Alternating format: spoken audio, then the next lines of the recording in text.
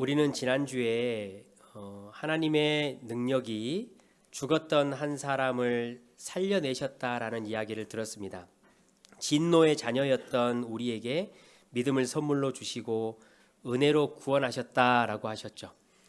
우리를 그렇게 구원하신 것은 원래 우리가 창조되었던 대로 다시 우리를 회복시키기 위해서 그렇게 하셨다라고 말합니다. 여러분 그 다음에 이제 구원받은 이후에 우리 성도들에게 최상의 단계는 무엇일까요? 우리를 데려가시면 제일 좋았을 것 같아요.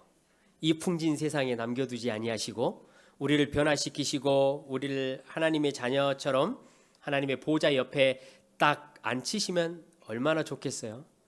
그래서 우리가 평안을 누리고 영원히 하나님과 안식할 수 있으면 얼마나 아름다운 다음의 단계입니까? 그렇지만 하나님은 그렇게 하지 않으셨어요.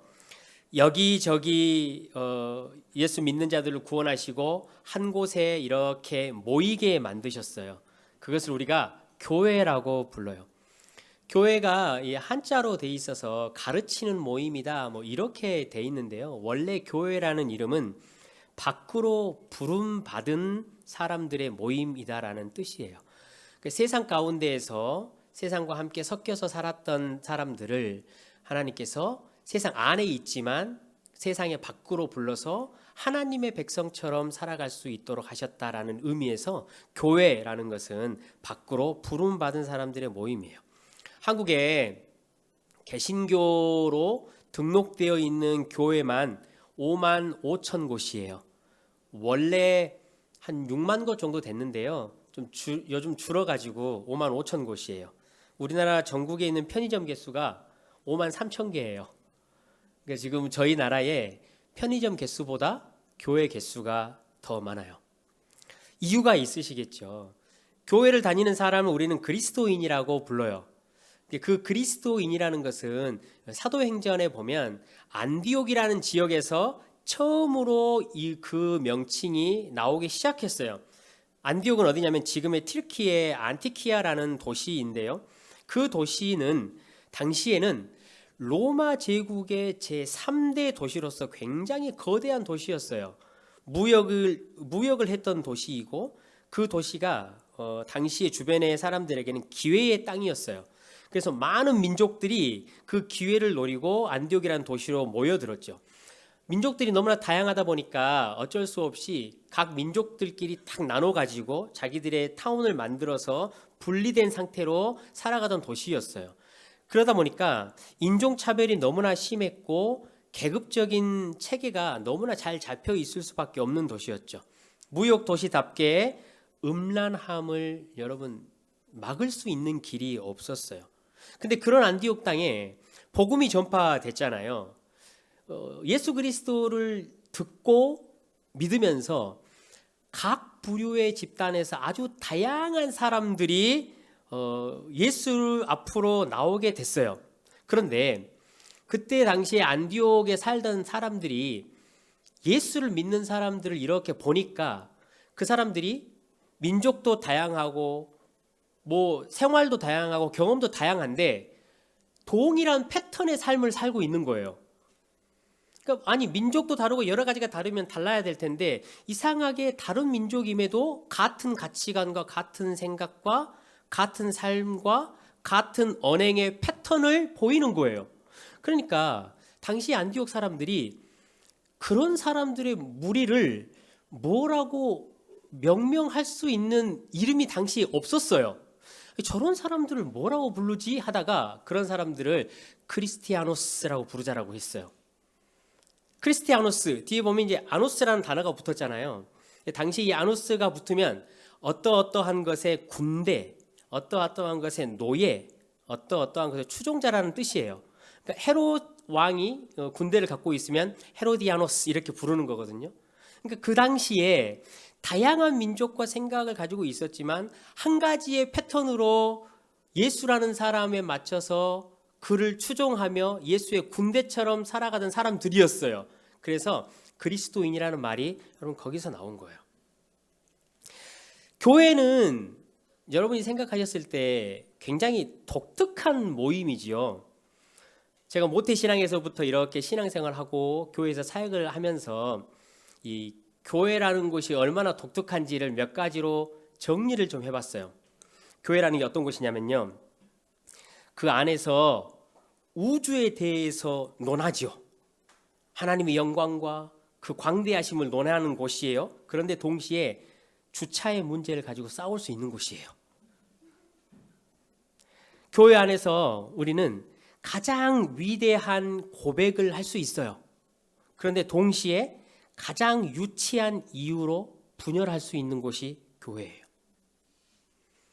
계약서도 없이 내 젊음을 다 바쳐 절대 헌신을 하면서도 말 한마디 때문에 그 교회를 떠나버릴 수도 있는 것이 교회 공동체라는 곳이에요. 어떤 사람은 교회를 생각하면 회복을 떠올리지만 어떤 사람은 교회를 생각하면 깊은 트라우마를 떠올릴 수 있는 곳이에요.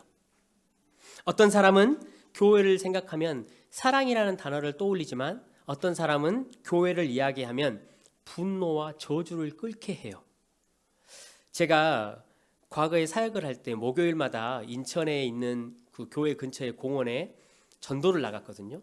그 나가면 이제 어르신들이 많이 앉아 계시잖아요. 그래서 그 어르신들한테 사랑의 예수 그리스도의 복음을 전하려고 그러다가 한 어르신한테 완전 잘못 걸려가지고요, 한 50분을 앉아가지고 교회 욕하는 걸 제가 들었어요. 저에게는 너무나 교회가 사랑이지만 그분에게는 교회 하면 분노와 저주를 일으키는 단어인 거죠. 성도 여러분, 이런 교회인데 교회가 이 땅 가운데 그러면 왜 존재할까? 교회는 도대체 무엇을 하는 곳일까?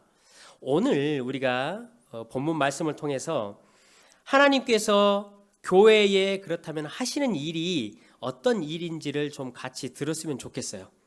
그래서 이 본문에 등장한 것처럼 우리 교회도 이 하나님께서 계획하신 이 본문의 교회와 같은 그런 교회가 되었으면 좋겠어요. 그래서 그 이야기를 오늘 우리가 나눠보려고 합니다. 하나님께서 교회에 하신 일을 두 가지를 오늘 본문에서 이야기를 할 건데요. 첫 번째는 하나님은 교회에 위대한 선물을 부어주시었어요. 그게 우리가 할 첫 번째 이야기고요. 두 번째 이야기는 하나님께서 교회는 사랑 안에서 스스로 자라게 하셨어요. 이 두 가지를 우리가 함께 나누려고 합니다.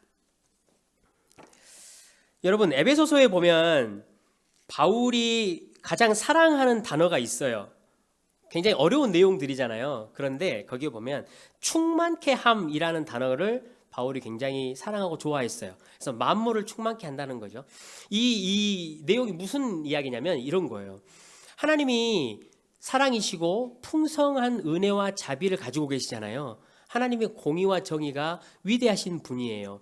이런 하나님이 온 우주와 만물에 충만하게 그 이름과 영광이 나타나기를 원한다. 바울이 그걸 원한 거예요. 그래서 그 충만이라는 단어를 계속해서 이야기를 해요. 근데 사실은 이것이 에베소 교회에서 시작된 게 아니고요. 원래는 에덴 동산에서부터 시작이 됐어요. 그게 원래 하나님의 목적이셨어요. 에덴 동산에서 아담과 하와를 하나님의 형상으로 창조를 했죠. 그래서 그 부부를 하나님의 형상으로 만드셔서 교회를 만드셨어요. 그곳은 에덴 동산은 교회예요. 예배를 드리면서 거기서 하나님을 만났죠. 하나님이 얼마나 은혜가 풍성하시고 사랑이 깊으신 분인가를 아담과 하와가 맛보고 알았어요. 그러고 나서 하신 명령이 무엇이었죠?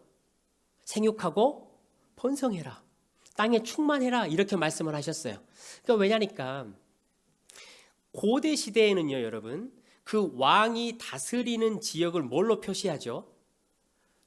왕의 동상을 세우잖아요. 왕의 형상을 세워요. 그래서 그 형상이 있는 곳까지 그 왕의 다스림이 있다라는 거거든요. 그것처럼 아담과 하와를 하나님의 형상으로 만드시고 너희들이 생육하고 번성해서 퍼져나가라. 그래서 너희들이 가는 그곳까지 나의 다스림이다. 나의 풍성함과 나의 사랑의 다스림이 거기까지 있을 거야 라고 말하면서 여러분 펼쳐 보냈어요. 교회를 그렇게 보내시는 거예요. 그러나 우리가 알듯이 실패했어요. 아담과 하와는 그래서 죽음을 맞이하였고 공중 권세를 잡은 자를 따랐고 진노 아래 있었어요. 하나님은 그럼에도 포기하지 않으시고 그 하나님께서 행하시는 그 일을 회복하려고 애를 많이 쓰셨죠. 그래서 구약에 아주 많은 사건들이 등장합니다. 인물들이 등장해요. 그 사건과 일들을 통해서 하나님의 사랑과 하나님의 공의가 얼마나 위대한 것인지 세상에 알리고 싶었어요. 그런데 구약의 사건들도 인물들도 모두 다 실패했어요. 이스라엘 백성들을 세우기까지 했어요. 그렇지만 결국 그 이스라엘 백성들도 실패했지요. 시간이 지나고 하나님께서는 그 하나님의 최초에 계획하셨던 목적을 달성하기 위해서 둘째 아담인 예수 그리스도를 우리에게 보내셨어요. 그의 죽고 그의 부활하심으로 우리에게 성령을 보내셨고 그 성령으로 말미암아 다시 교회를 세우신 것이죠. 그리고 그 교회에게 이렇게 말씀하셨죠. 가라. 땅 끝까지 가라. 생육하고 번성해라. 그래서 하나님인 나의 사랑과 은혜가 얼마나 풍성한지, 내가 얼마나 공의와 자비로 다스리시는지 너희들이 온 땅 가운데 충만하게 했으면 좋겠다라고 말씀을 하셨어요. 하나님은 교회를 통해서 무슨 일을 하고 계시는지 바로 이 일인 거죠. 만물을 충만하게 하시는 일을 교회에 지혜와 계시의 영을 주셔서 그 교회를 통해서 지금 그 일을 행해 나가고 계셔요. 하나님의 이러한 간절한 목적을 성취하기 위해서 하나님께서 오늘 이제 교회에 무슨 일을 하셨는지 그래서 우리가 보는 것이죠. 첫 번째로 말씀드렸듯이 하나님은 이 일을 하시기 위해서 위대한 하늘의 선물을 교회에 부어주셨어요. 성도 여러분, 하나님의 은혜가 풍성하다라는 것을 우리가 알고 맛보기 위해서는요, 우리에게 예수 그리스도가 가장 필요해요. 그 예수 그리스도를 통해서 하나님이 얼마나 은혜롭고 풍성한 분인지를 우리는 알 수 있지요. 12절 13절을 같이 한번 읽어보겠습니다. 우리 본문입니다. 12절 13절 성경을 펴시고요. 오늘 같이 다 말씀을 보겠습니다. 읽습니다. 시작.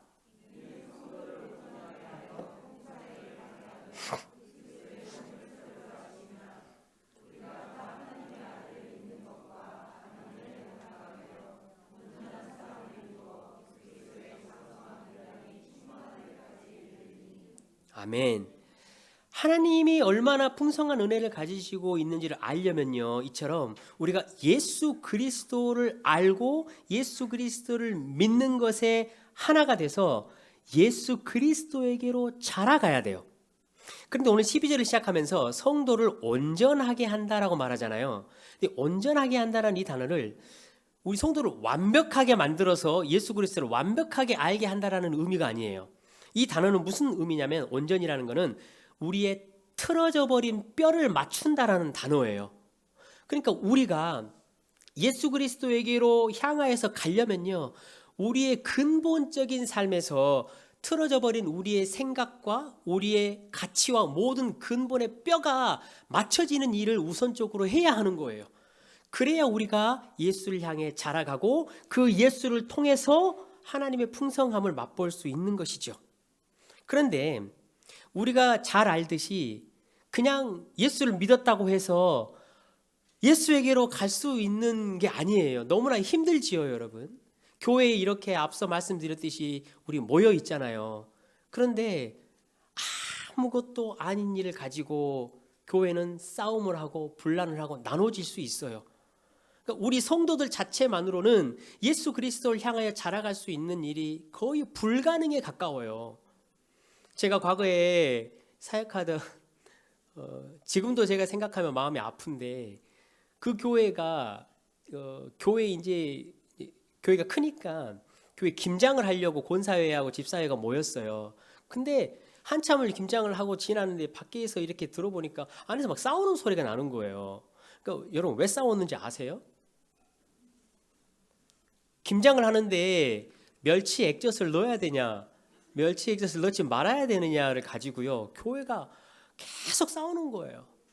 그러니까 이해가 되지 않지만 교회라는 곳은요, 참 희한하게 그런 일을 가지고도 싸울 수 있어요. 여파와 진동이 오래 갔어요. 이게 멸치 액젓의 문제가 아니에요. 자신의 생각과 자신의 마음이, 그 주장이 멸치 액젓에 다 걸려 있는 거예요. 내가 멸치 액젓을 넣기로 했으면 넣어야 되는 거 아닌가? 굳이 멸치 액젓을 넣어야 될 이유가, 여러분 제가 말하기도 힘들어요. 교회가 스스로 예수 그리스도에게로 향하여 가는 게 여러분 너무나 힘든 일이에요. 그래서 오늘 7절의 말씀으로 우리에게 위안을 주시는 거예요. 7절 한번 같이 읽어보겠습니다. 7절입니다. 시작.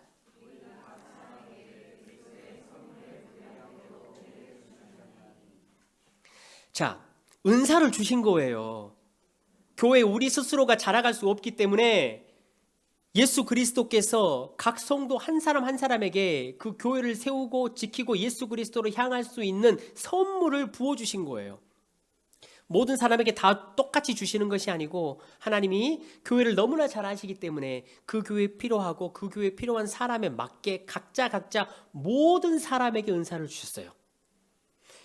예수 그리스도를 믿고 교회의 성도로 살아가는 사람 가운데 하나님의 이 은사의 선물을 받지 않은 사람이 단 한 명도 없어요. 그런데 여러분, 자 11절도 같이 한번 읽어봅시다. 11절 어떤 은사인가 한번 봅시다. 읽습니다. 시작.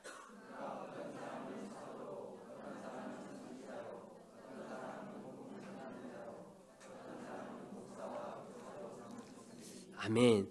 여러 가지 은사가 있지만 이 에베소 교회에서는요, 말씀을 가르치고 복음을 나누고 복음을 듣고 복음을 이해하고 십자가를 깨달을 수 있는 그런 은사를 많이 부어주셨죠. 말씀에 관한 이야기예요. 물론 이 은사 위에도 많이 있지만 이 에베소 교회는 특징상 우리가 잘 알듯이 당시 교회는 14절에 여러분 눈으로 한번 보세요.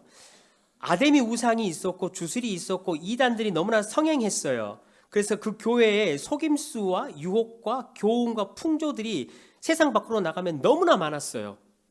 성도들이 예배를 드리고 에베소 성도들이 세상권에 나가면요, 거짓 가르침과 유혹과 이단들의 이 이야기들이 너무나 많아가지고 그 이야기를 듣고 배우고 해가지고 그걸 가지고 교회로 들어오는 거예요. 그러니까 교회가 분란이 생기고 난리가 나는 거예요. 그 세상의 풍조가 그대로 스며든 것이기 때문이죠. 에베소 교회에 있었던 이 세상의 풍조를 두 가지로 요약하면 이런 거예요. 하나는 개인주의였어요. 개인주의. 또 하나는 소비주의였어요. 여러분, 교회에서 소비주의를 가진다는 것 자체가 너무 재밌잖아요. 근데 세상 가운데 나가 살면 우리가 돈을 페이를 하고 지불을 하고 세상에서 주는 서비스를 누리고 그냥 내 원하는 대로 이제 살아가는 것이 세상의 풍조예요. 그 풍조가 교회 안에 그대로 들어와요. 성도들도 예배를 와가지고 그냥 교회를 쇼핑하기도 해요. 앉아가지고 그 예배를 소비하는 데 급급해요. 내가 어떤 존재인지, 내가 어떤 방향으로 나가야 하는지, 내가 예수 그리스도를 향하여 자라가야 하는지 그 모든 방향성들을 다 잃어버리고 그냥 앉아서 예배를 소비하고 돌아가는 거예요. 내가 교회에 헌금을 했으니 이제 그것으로 내 값을 얻을 만큼 얻어서 앉아서 예배 드리고 돌아가서 세상 그대로 사는 거죠. 나 자유롭게 살고 싶은 거예요. 이 시대에 그래서 이런 소비주의와 개인주의로 만연해 있는 교회 성도들을 뭐라고 부르냐면요, 플로팅 크리스찬이라고 불러요. 떠다니는 그리스도인이라는 의미예요. 자유롭고 싶은 거예요. 신앙을 해도 교회에 와도 누구에게 간섭받지 않고 싶은 거예요. 내가 원하는 대로 자유를 누리면서 신앙생활을 하고 싶은 거예요. 근데 여러분 생각해 보십시오. 배가 망망대해를 떠가요. 그런데 그 배에 닷도 없고 돛도 없다고 생각해 보세요. 여러분 그 배가 자유롭습니까? 그 배에 자유가 있다라고 말하는 사람은 한 명도 없어요. 우리 성도들도 마찬가지예요. 예수 그리스도를 향하고 예수 그리스도의 복음으로 향하여 자라가는 교회가 되지 않고 성도가 되지 않으면 우리가 자유롭다고 생각하잖아요. 우리가 예수 그리스도의 복음을 잡는 것이 얽매이는 것이라고 생각하잖아요. 여러분 절대 그렇지 않아요. 예수 그리스도를 향한 방향성을 잃어버리면 우리 인생이 편안하고 자유로울 것 같지만 우리는 닷도 없고 돛도 없이 망망대해를 항해하는 배예요. 너무나 불안한 것이지요. 성도 여러분, 이 직분을 주시었는데 말씀을 가르치는 이게 직분만이 아니에요. 단순히 교회 목회자들이나 전도사들이나 이런 자들만이 아니에요. 잘 보시면요, 사도하고 선지자는 이미 사라졌어요. 없어요, 지금 이 시대에.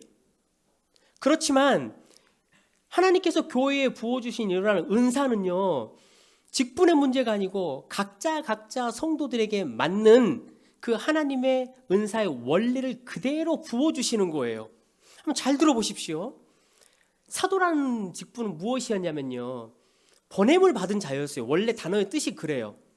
그래서 예수 그리스도의 복음을 제일 먼저 가지고 교회를 창설한 자들이었어요. 그러니까 선교사적인 정체성을 가지고 있는 거예요. 영적인 개척자들인 거예요. 그러니까 지금은 사도가 없어요, 여러분. 어디에서 사도라고 명명하는 사람들에게 속으면 안 돼요. 그렇지만 그 사도가 가졌던 원리의 은사와 선물을 여러분에게 주셨어요. 여러분 가운데 어떤 분은 예수 그리스도의 복음을 딱 듣고 영적인 개척자의 마음이 생겨요. 우리 교회에 이런 사역이 없는데 이러이러한 사역들을 좀 했으면 좋겠다. 복음으로 이 사역을 내가 해가면 교회에 정말로 유익이 되겠다라는 마음을 주시잖아요. 그게 바로 여러분에게 사도의 선물을 주신 거예요. 어떤 사람은 선지자의 선물을 주셔요. 선지자는 뭐 하는 사람이지요? 하나님의 말씀을 대언하는 사람이에요. 하나님의 마음을 받은 사람이에요. 그러니까 교회와 세상을 바라볼 때에 예수 그리스도의 영광이 나타나지 않고 복음이 그 자리에서 힘을 발휘하지 못하는 교회와 문화 앞에 이 선지자의 마음을 가진 사람은 애통하는 거예요.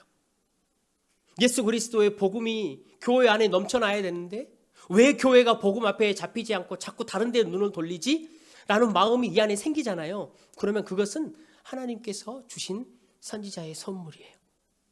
복음 전도자도 마찬가지겠죠. 예수 그리스도의 복음을 가지고 이웃에 있는 지체들과 교회 안에 있는 성도들을 위로하고 복음의 친밀감을 가지고 예수 앞으로 자꾸 인도하고 끌어올 수 있는 그런 사람들이에요. 형제님, 자매님, 예수 우리 잘 믿어봐요. 어디 교회 와요. 이 사역 한번 해보시죠. 여기 모임에 한번 와보세요. 이렇게 말할 수 있는 게 그 복음에 가르치는 은사를 받은 사람이에요. 목사와 교사도 마찬가지예요. 이 성도들은요, 예수 그리스도의 복음을 딱 들었을 때 그게 체계적으로 자기 안에 잘 정리가 돼요. 그래서 그것을 교회의 지체들에게 잘 가르칠 수 있는 역량이 있어요. 그것을 선물로 주신 것이지요. 사랑하는 성도 여러분, 이것은요, 그런데 그냥 우리에게 내가 갖게 됐다라고 말할 수 없어요. 내가 신앙생활 오래 있으니까 복음을 이 정도 아는 거 당연하지. 여러분 이렇게 생각할 수 없어요. 왜냐하면 이것은 하나님이 주신 선물이기 때문에 그래요. 자, 그 선물의 무게가 어떤 것인지 우리 같이 본문 한번 읽어볼게요. 오늘 8절에서 10절 한번 읽어봅시다. 읽습니다. 8절에서 10절입니다. 시작.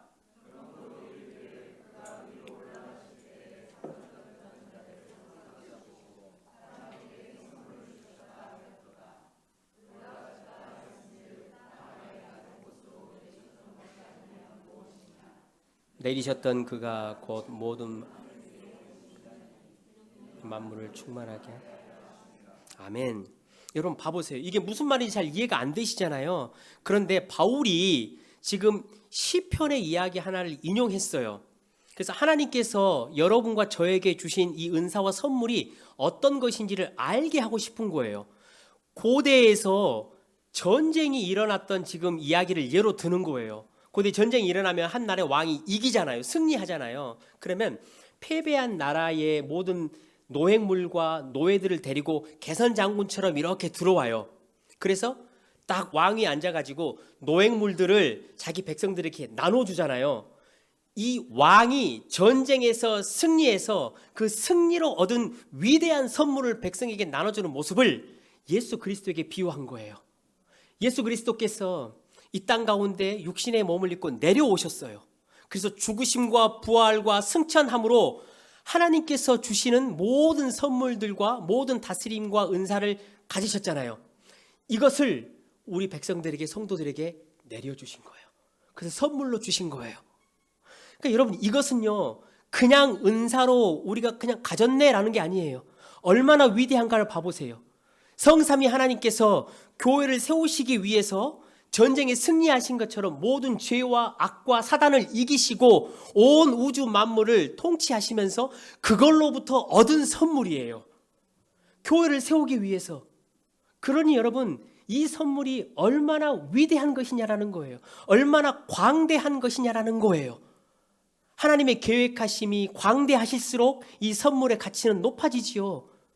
예수 그리스도의 죽으심이 얼마나 비참한 것이냐에 정확히 반비례하게 우리에게 주신 선물은 위대한 것이에요. 사랑하는 성도 여러분, 우리에게 주신 이 은사는 그렇기 때문에 그냥 주신 것이 아니고 잘 사용하라라고 주신 것이죠.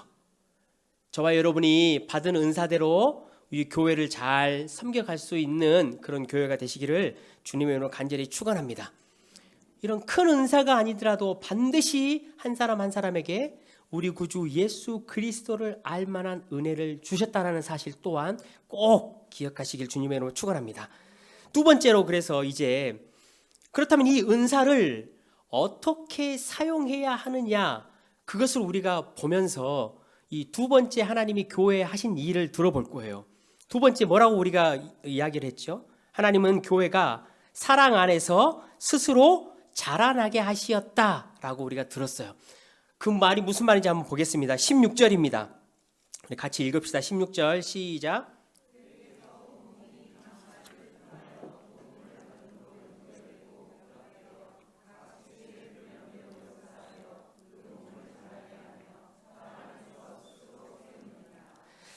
여러분, 16절 말이 정말 어렵죠.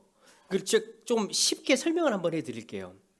지금 바울이 의학적인 용어를 써가지고 설명을 해요. 몸을 설명해야 되니까. 자, 보세요. 우리 머리 있죠.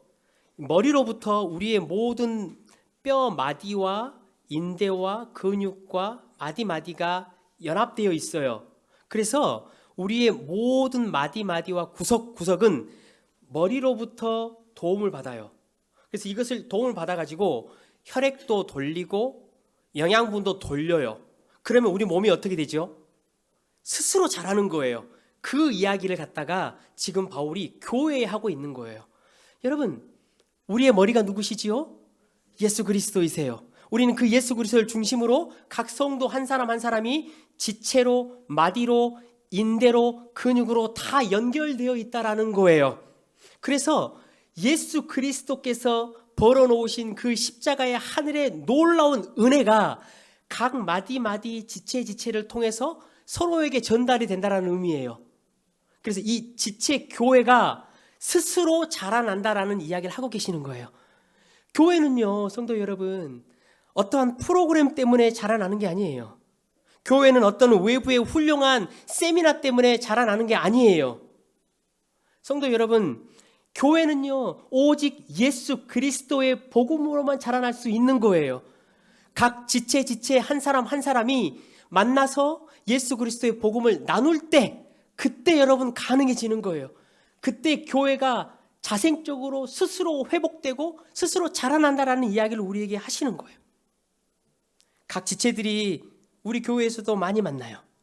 마을에서도 만나고 중복팀에서도 만나고 신방 가면 또 만나요. 담쟁이에서도 만나고 각 부서에서도 서로 만나요. 풋살 경기장에서도 저도 만나봤어요. 개인이 만나요. 우리 교회는요, 이렇게 마디마디 힘줄 연결되어 있는 지체들이에요. 하나님께서 사도와 선지자와 전도자와 목자와 교사로 마음을 주신 지체들이 있잖아요. 이 지체들이 각 지체의 손을 잡고 공감해주고 예수 그리스도의 복음을 함께 나눔으로 교회는 회복되고 살아나는 거예요. 예수님께서 하늘의 큰 도움을 각자 지체 한 사람 한 사람을 통해서 흘려보내고 살려내시겠다라고 우리에게 말씀하셔요. 마른 뼈가 자라고 인대가 맞춰지고 군대가 되었던 에스겔의 이야기처럼 하나님이 교회를 다스리실 때는 그처럼 옆에 있는 지체들과 만나서 나눔을 통해서 회복시키겠다라고 우리에게 말씀하셨어요. 그렇기 때문에 성도를 만난다라는 것은요, 그냥 의무적으로 만나는 친교 모임이 아니에요. 풍성한 생명이 한 사람을 통해서 다른 사람에게 마디마디 힘줄로 흘러가고 순환되는 것이죠. 우리가 만나서 복음의 말 한마디를 나누는 것, 혹은 상대의 지체가 어려움으로 1시간 동안을 넋두리 할 때, 그때조차도 우리 성도가 만나는 것은요, 그 상대에게 산소 호흡기를 끼워주는 것과 똑같아요. 성경에 보면 예수님께서 그렇게 말씀하시잖아요. 2-3사람이 모이는 곳에 예수님도 함께 하겠다고.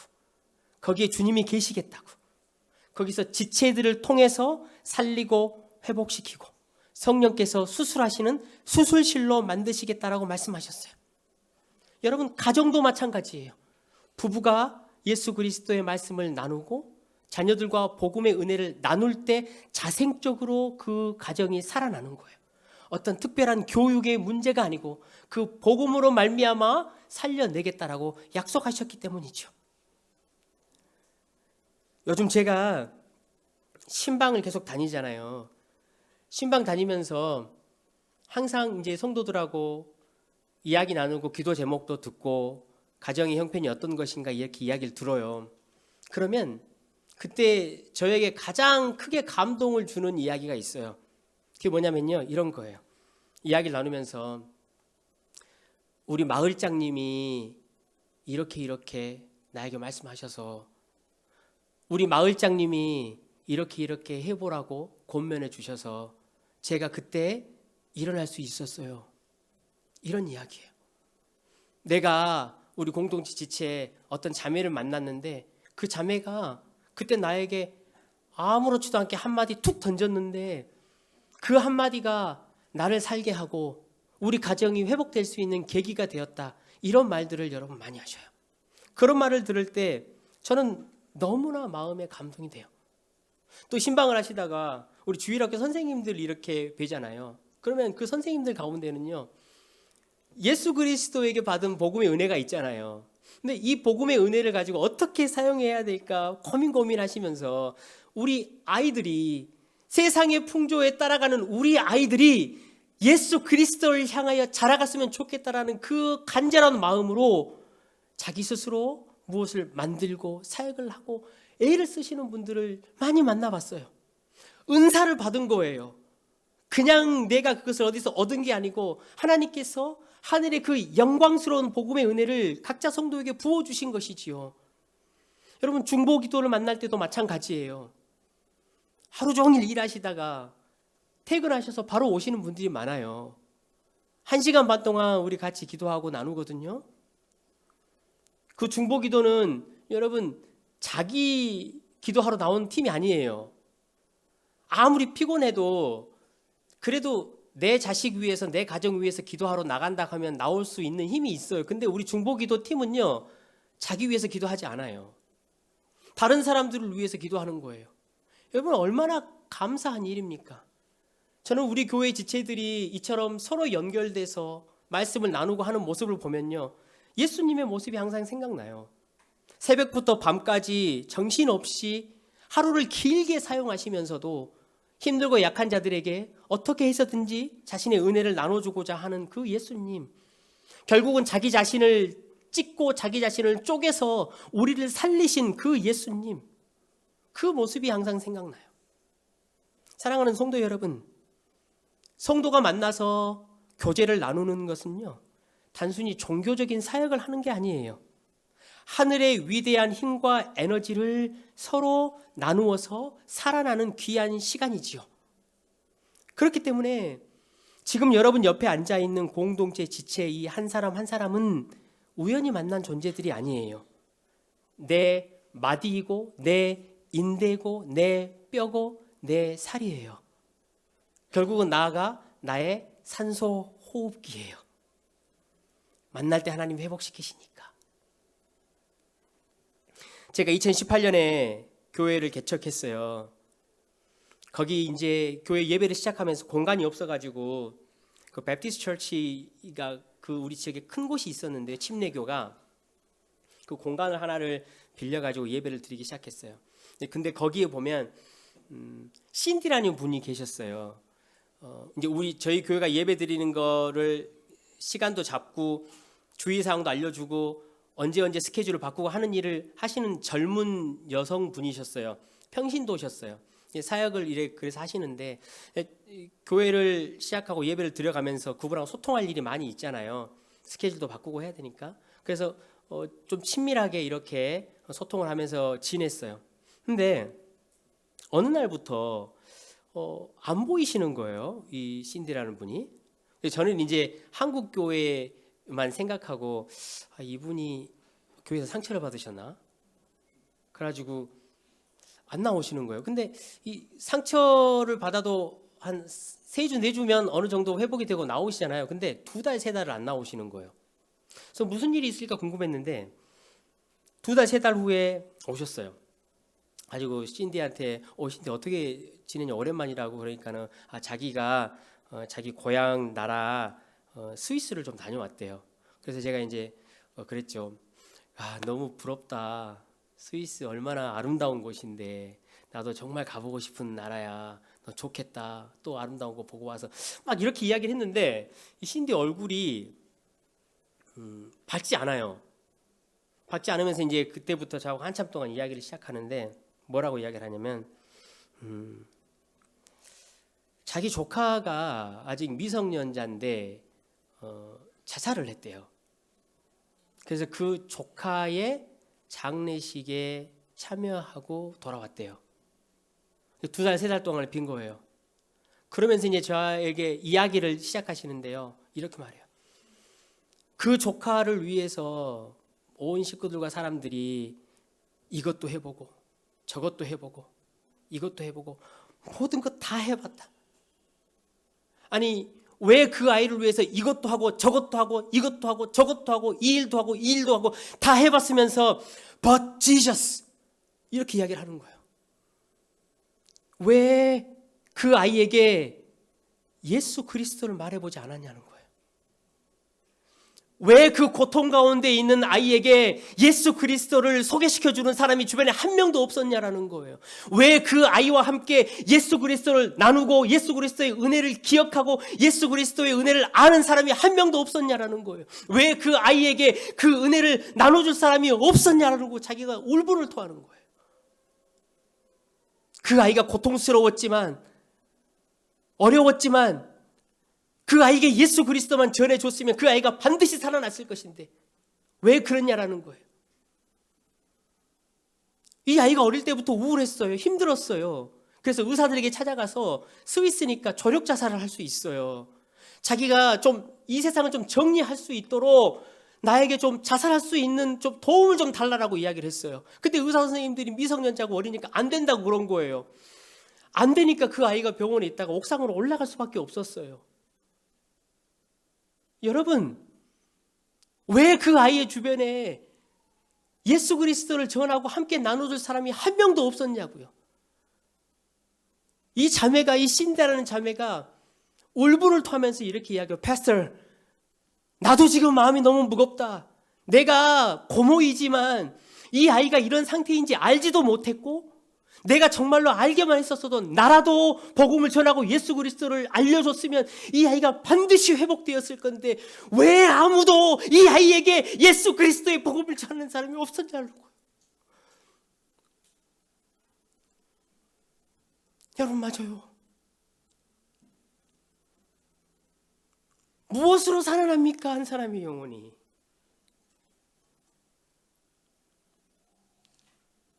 교회에 특별히 복음을 주신 이유는 여러분 그 이유예요.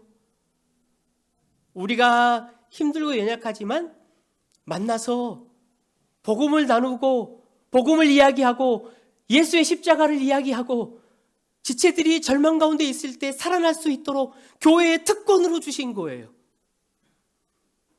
제가 그 자매에게 그랬어요. 신디, 너 정말 괴롭고 힘들겠다. 그런데 이거 한 가지 꼭 기억했으면 좋겠다. 너가 예수 그리스도의 복음의 능력에 대해서 다시 깨닫게 됐잖아. 너 조카가 예수 그리스도의 복음만 들었다면 살아날 수 있을 것이라는 확신이 너의 심령 가운데 들었잖아. 그게 하나님이 너에게 주신 은혜야. 그게 하나님이 너에게 주신 선물이고 은사야. 이제 그것을 가지고 후회와 절망 가운데 있지 말고 네 교회 청년들, 네 교회 아이들 많이 있잖아.